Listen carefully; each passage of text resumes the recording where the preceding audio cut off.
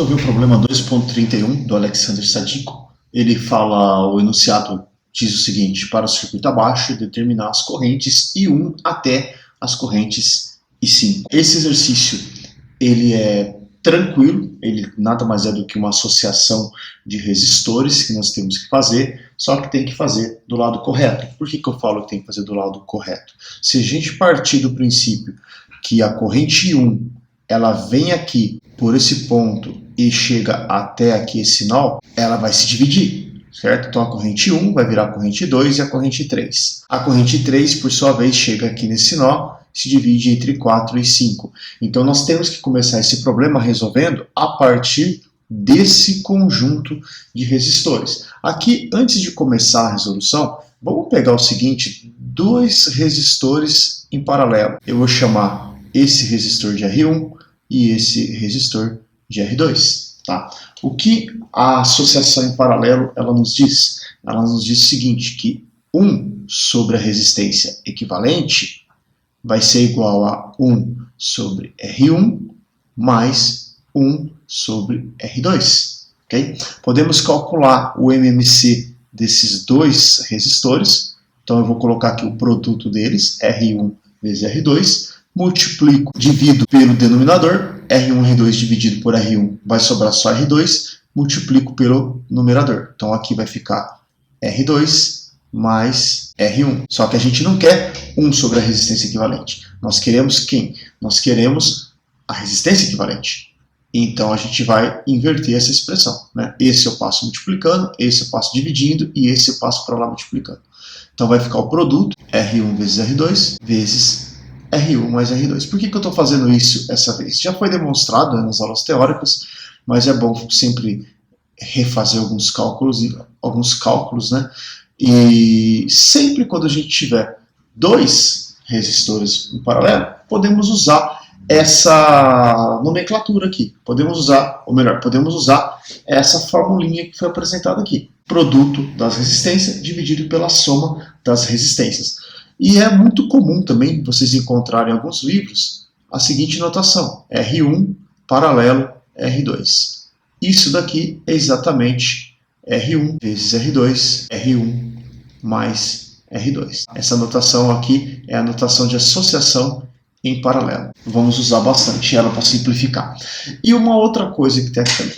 Sempre a associação equivalente de dois resistores em paralelo, de novo, sempre a associação equivalente de dois resistores em paralelo vai ser menor do que o menor resistor no conjunto. Por exemplo, se R1 for maior que R2, R2 vai ser maior do que a resistência equivalente. É isso que eu estou falando aqui para vocês. Sempre isso vai acontecer. Vamos começar aqui com esse problema. Então vamos começar por onde? Vamos aqui, ó. I3 se divide em 4 e 5. Então eu vou calcular a associação em paralelo dos resistores de 1 ohm e o resistor de 2 ohm. Então nós vamos ter aqui o seguinte: 1 paralelo com 2. Quanto que dá essa conta? É o produto, 1 vezes 2, vezes dividido pela soma, 1 mais 2. Isso nos dá 2 terços. Tá? Quanto que é 2 dividido por 3? 2 dividido por 3, isso daí nos dá 0,66. Então, essa associação aqui vale 0,66 ohm. Olha, 0,66 ohm é menor do que 1 ohm. Por que eu estou pegando 1 ohm? Porque 1 ohm é o menor resistor daquela associação que tem lá. Então, como ficou o nosso circuito? Nosso circuito, vamos desenhar azul para diferenciar.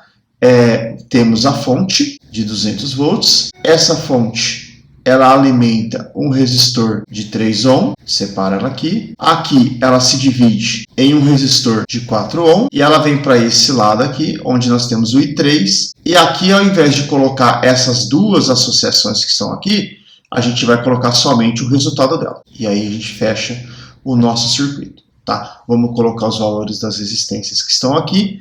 Essa daqui vale 3 ohm, essa daqui vale 4 ohm e esse daqui vale 0,66. E aqui nós vamos ter quais correntes, né? Aqui a gente tinha a corrente, vou colocar aqui em laranja, essa corrente aqui era a corrente I1. tá? Aqui vinha a corrente, separando aqui I2, e essa daqui é a corrente 3. Essas correntes que tem aqui. Bom, eu tenho de novo uma associação em paralelo, eu tenho que resolver essa associação em paralelo, senão eu não consigo encontrar o valor das correntes. Então, se eu pegar, agora eu vou ter que fazer uma nova associação, que vai ser qual? Vai ser a associação do resistor de 2 ohm paralelo com o resistor de 0,66. Olha, quanto dá o valor? Eu não sei, tenho que fazer as contas, mas uma coisa eu já sei.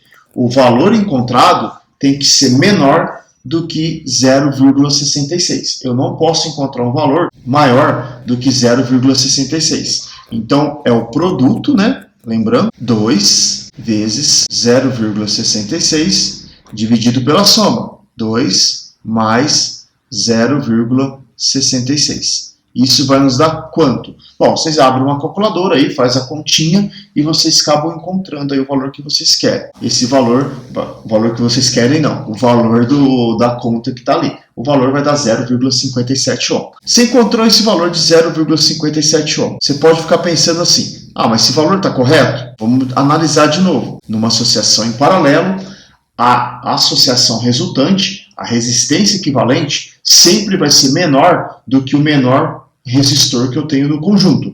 O menor resistor que eu tenho ali calculando é 0,66. Então, o valor encontrado tem que ser menor. O valor encontrado foi menor? Foi. Então, pode até estar errado, mas eu estou indo para o caminho certo. Nesse caso, o resultado está correto, tá bom? Bom, o que sobrou para a gente? Sobrou isso aqui. Vamos redesenhar o circuito. Então, aqui nós vamos ter somente o resistor de 0,57. Bom, o que acontece aqui? Eu já consigo determinar essa corrente 1. Por quê? Eu aplico a lei de Kirchhoff para a tensão, para essa malha que ficou aqui.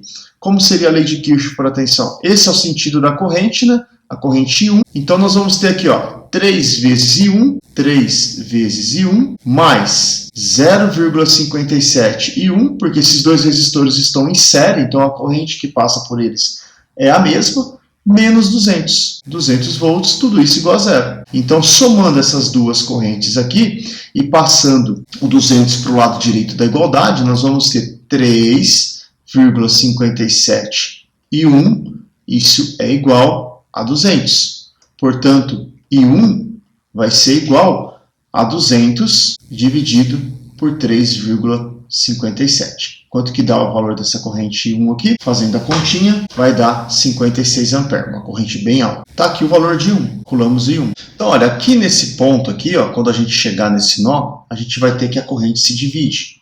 Só que entre esse ponto e esse ponto, nós temos a mesma diferença de potencial. Qual que é essa diferença de potencial?